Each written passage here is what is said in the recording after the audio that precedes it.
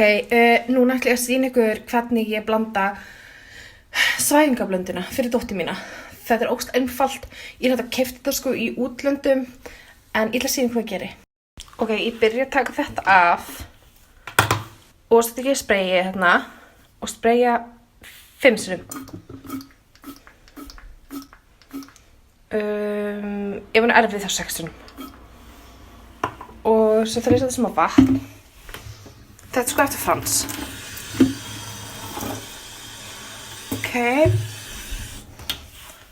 Svo setjum við þetta á.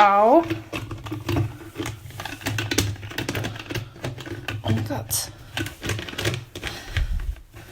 Hristum, þá er þetta bara ready. Nú ætla ég að svæfa barnið með blöndunum minni. Spraytaði bara svona. Og hún bara rótast eftir nokkra sekúndur.